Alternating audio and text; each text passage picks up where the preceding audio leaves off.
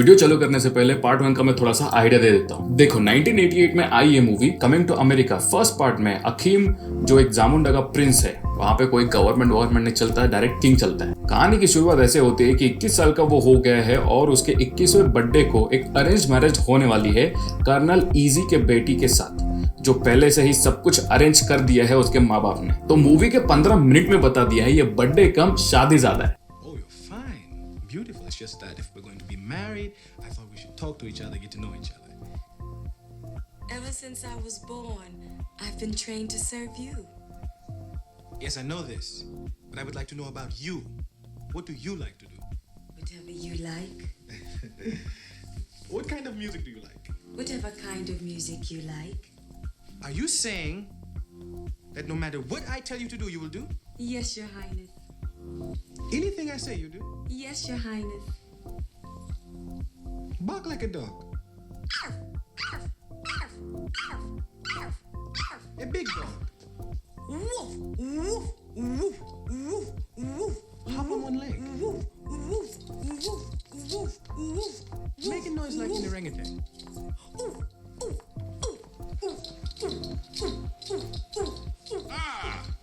I see the two of you are getting along. पर ये एक अरेंज मैरिज होती है और अकीम को अपने ट्रेडिशनल शादी और तौर तरीकों को छोड़ के खुद को करनी होती है अपने मन से शादी, मंजे प्रेम विवाह। तो वो अपने माँ बाप को बोलने की बहुत कोशिश करता है लेकिन वो नहीं समझते। तो फिर अपने बाप को बोलता है कि मैं इतना छोटा हूँ कि मैंने दुनिया अभी तक कोई देखा ही नहीं, मैं झामुंडा के कभी बाहर ही नहीं गया, मुझे बाहर की दुनियादारी कुछ मालूम ही नहीं, तो मुझे बाहर एक्सप्लोर करना है। यही बात सुन के उसका बाप तुरंत 40 दिन के ट्रिप के लिए उसको बाहर भेज देता है। जब फॉरेन ट्रिप से आ जाएगा 40 दिन के बाद तभी तू शादी कर लेना। I am not sure if I am ready. It's just that I'm 21 years old. And I have never left Zamunda. I have yet to experience what the outside world has to offer. Right. Get out, see the world, enjoy yourself.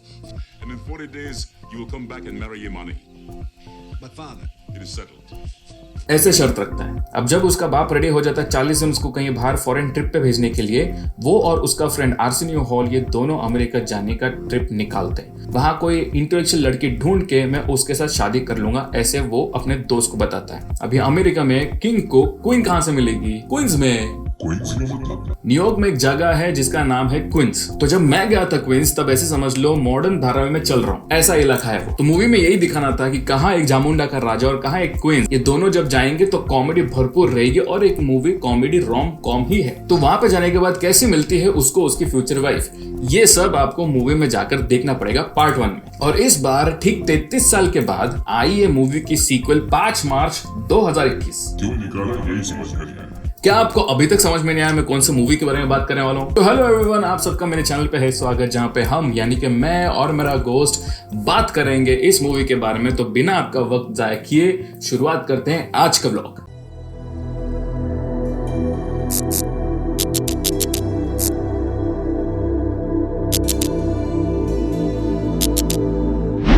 तो आज हम बात करने वाले हैं coming to America part 2।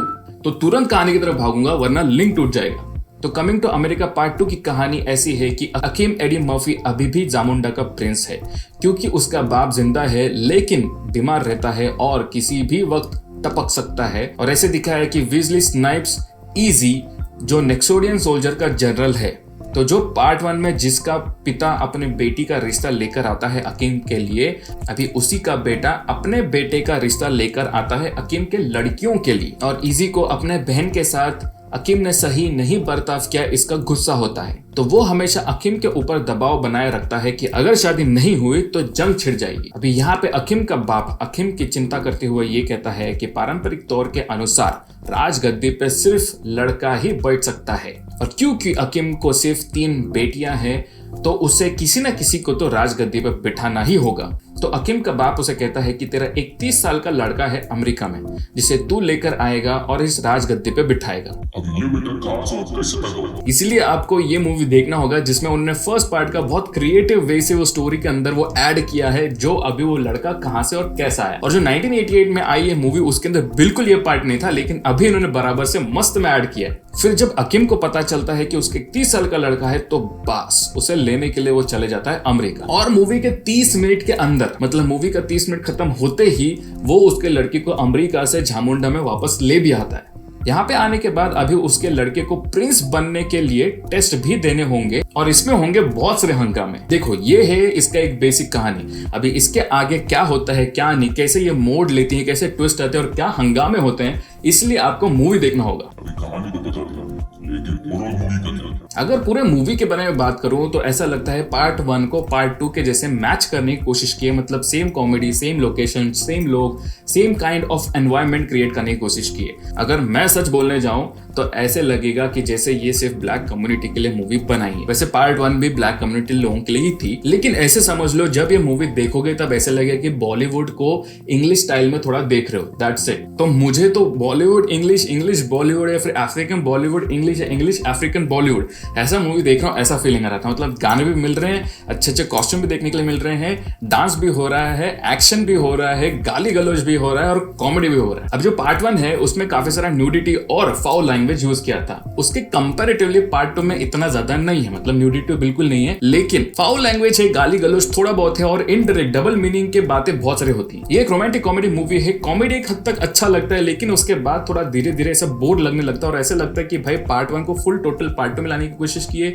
लेकिन वो ठीक से मैच नहीं हुआ है। क्योंकि 33 साल बहुत बड़ा गैप होता है भाई। मेरे को समझ में नहीं आया कि 33 साल के बाद इनको सीक्वल निकालने का क्या खुजली पड़ा था। और मैं मानता हूं एडी मर्फी बहुत अच्छा कॉमेडियन है। अगर आपको एडी मर्फी पसंद है तो आपको ये मूवी पसंद आएगा, लेकिन अगर ओवरऑल कॉमेडी के बारे में बात करोगे तो इतना कुछ खास नहीं बना है। उसके अच्छा तो पार्ट 1 था। हाँ बिल्कुल सही बोला। तो मुझे ऐसा लगता है अगर इस मूवी को ब्लैक मंथ जो फरवरी का होता है तभी लॉन्च करते तो बहुत चलता। और इस मूवी में सबसे बड़ी बात, बाप खुद मरने के बाद अपने मरने की सेरेमनी कैसी होती है ये उसे अपने आंखों से देखनी है। वाह क्या शौक है लोगों के। तो यहाँ पे सभी कुछ जो गाना बजाना हो रहा है ये उसके मैयत का गाना बजाना हो रहा है, लेकिन अभी तक वो मरा नहीं है। पर उसकी इच्छा होती है कि भाई मैं मरने के बाद मेरी डेथ सेरेमनी कैसे मनाई जाएगी, तो वो बोलता है कि भाई मुझे अभी दिखा। वैसे ये भी बहुत अच्छा है राइट, इतने सारे पैसे हैं तो शौकीन तो रहेंगे। वो भी बात। तो अभी बात करते हैं मूवी के रेटिंग के बारे में। तो according to Motion Picture Association of America इसे रेट किया है PG-13। अगर मुझसे पूछोगे तो बच्चों के लिए कुछ खास हानिदायक तो मूवी नहीं है, लेकिन कुछ फाउल लैंग्वेज की वजह से ऐसा मुझे फीलिंग आता है कि बच्चों ने ये मूवी नहीं देखना चाहिए और बच्चों ने पेरेंट्स लोगों को अकम्पनी भी नहीं करना चाहिए। पार्ट 2 तो भी आप फैमिली के साथ और बच्चों के साथ बैठ के देख सकते हो, लेकिन पार्ट 1 बिल्कुल भी नहीं देखना। तो ऐसे समझ के चलो ये बच्चों के लिए मूवी है ही नहीं, ये सिर्फ अडल्ट लोगों के लिए मूवी है। तो अगर 17-18 साल के ऊपर हो तो मूवी 110% देखो भाई, और बच्चों को तो अकम्पनी मत करो। और जो विजुअल्स है वो बच्चों के लिए बिल्कुल भी सही नहीं होंगे, तो मुझे ऐसे लगता है कि बच्चे ना ही देखे तो ही अच्छा है। आप खुद ही देख लो, आपको पता चल जाएगा। पूरे फैमिली के साथ बैठ के देखने के लिए ये मूवी थोड़ा अनकंफर्टेबल हो सकता है, इसलिए मैं सजेस्ट करूंगा अपना अपना टाइम निकालो और आराम से देखो। अगर आपको सिर्फ टाइम पास के लिए ही मूवी देखना है तो ठीक जैसे धमाल, टोटल धमाल, हाउसफुल या फिर वेलकम टू जैसे मूवीज है वैसे ही ये मूवी है, ऐसे समझ के चलो। मतलब टोटल नाडिया वाला जैसा मूवी है, ऐसा ही फील आएगा आप लोगों को। तो मेरे हिसाब से इतना कुछ भी खास नहीं बना है मूवी। ठीक है थोड़ा टाइम पास करने के लिए देखना है तो देख लो, आपके ऊपर है। लेकिन अगर देखना ही है तो मैं कहूंगा पार्ट 1 पहले देखो, उसके बाद पार्ट 2 देखो। अगर पार्ट 1 नहीं देखा है तो, या फिर पार्ट 1 अच्छे से याद है तो सीधा पार्ट 2 देख लो। और मुझे ऐसे लगता है कि जब पार्ट 2 देखोगे और आपको पार्ट 1 याद नहीं है तो आप 110% पार्ट 1 पे जाकर वापस उसको देखोगे, क्योंकि स्टोरी काफी सारी इंटरलिंक करने की कोशिश की है, तो काफी सारी चीजें ओवरलैप होंगी यहाँ पे पार्ट 1 से। इसलिए मुझे ऐसा लगता है कि पार्ट 1 पहले देख लो, फिर बाद में पार्ट 2 देखो तो अच्छा लगेगा, या फिर पार्ट 2 देखने में पार्ट 1 देख लो। और मुझे ऐसा लगता है इसीलिए इन्होंने इतने सालों के बाद ये सीक्वल निकला, ताकि लोग वो पार्ट 1 भी देखें, वहां पे भी उनका बिजनेस रन हो और पार्ट 2 में बिजनेस रन हो। मतलब दोनों पार्ट लोग वापस से देखें और उनके पास वापस से इनकम जनरेट हो। वाह क्या बात है, इसे बोलते हैं बिजनेस। तो बस इस व्लॉग में इतना ही। आपको मैंने इस व्लॉग में पार्ट 1 भी बता दिया, पार्ट 2 भी बता दिया, एक जनरल आइडिया दे दिया। बल्कि मैं सिर्फ पार्ट 2 का ही रिव्यू करने वाला था, लेकिन पार्ट 1 का मैंने सोचा कि चलो भाई थोड़ा इनको ओवरऑल एक्सपीरियंस दे देते हैं। अगर आपको मेरा व्लॉग पसंद आया तो इसे लाइक, शेयर और जैसे स्क्रीन पे आ रहा है उस हिसाब से सब्सक्राइब और वो घंटा बजाना मेरे नए व्लॉग्स के नोटिफिकेशन आप लोगों को मिलने के लिए। और अगर आपने मेरे दूसरे वीडियोस देखे नहीं है तो ऊपर आई बटन आ रहा है, वहां पे लिंक आ जाएगा, या फिर एंड स्क्रीन में आपको व्लॉग के डिटेल्स मिल जाएंगे, उसके ऊपर आप क्लिक करके देख सकते हो। चलो निकलता हूं अभी,